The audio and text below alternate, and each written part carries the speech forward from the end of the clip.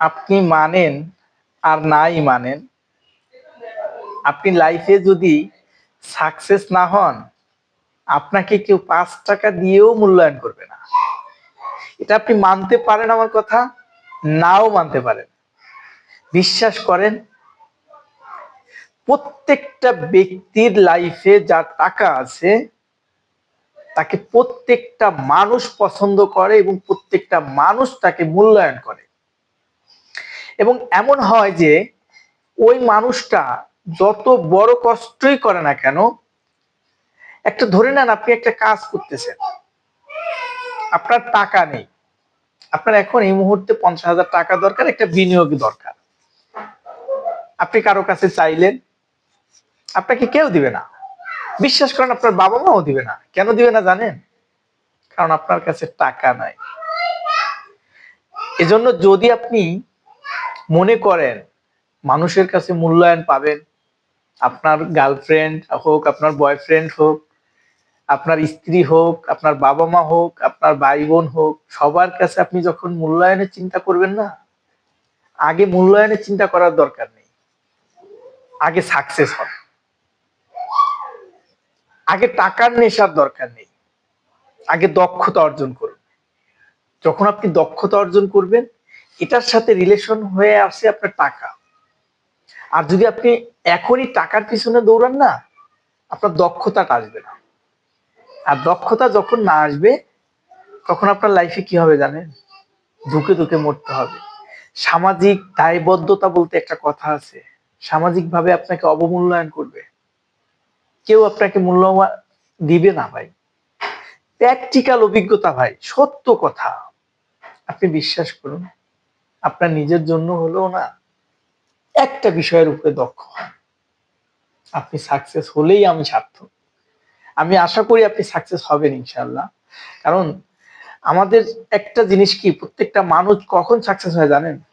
যেই ব্যক্তিটা সকাল ফজরের নামাজ পড়ার পরে তার রিজিকের সন্ধানে বেরিয়ে যায়, সে কাজে বেরিয়ে যায় এবং সুনির্দিষ্টভাবে সে ওই কাজটি করতে থাকে, নিখুঁতভাবে করার চেষ্টা করে, ধীরে ধীরে ধীরে ধীরে ধীরে ধীরে একটা বিষয়ের উপর সে পারদর্শী হয়, অনেক দক্ষতা অর্জন করে, তখন ওই ব্যক্তিটা অনেক বড় সাফল্য অর্জন করে। আমরা শুধু প্রত্যেকটা সাকসেস ব্যক্তিদের না, শুধু সফলতাটাই দেখি,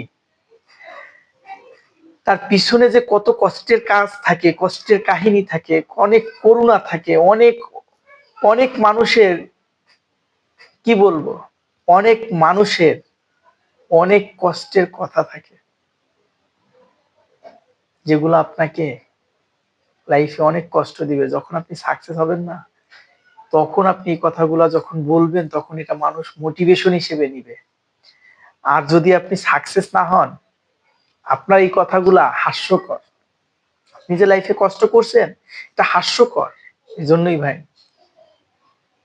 মূল্যায়ন পেতে চাইলে সাকসেস হন, অন্যের ভরসায় না, নিজের পায়ে নিজেকে দাঁড়াতে হবে, নিজেই সাকসেস হতে হবে। এছাড়া কি কোনো উপায় নেই। আপনি যদি চিন্তা করেন আপনাকে অন্য কেউ সাকসেস করে দিবে, ও হেল্প করবে, ও 50,000 টাকা দিবে, ও ব্যবসা দাঁড় করাই দিবে, না, ডাহা মিথ্যা কথা। হ্যাঁ, আপনাকে একজন হাত ধরে হেল্প করতে পারে, আপনাকে পথ দেখাইয়া দিতে পারে, ওই পথে আপনারই হাঁটতে হবে। সে হাঁটিয়ে, মানে আপনাকে হাঁটতে সে সহযোগিতা করবে, কিন্তু আপনি হাঁটবেন না, সে আপনাকে টেনে হিঁচড়ে বড় করে ফেলবে, এই চিন্তা যদি করেন না, বোকান। তবে বিশ্বাস করেন, লাইফে কাউকে কষ্ট দিবেন না, হোক বাবা মা, হোক বোন, পরিবার, হোক গার্লফ্রেন্ড, বয়ফ্রেন্ড।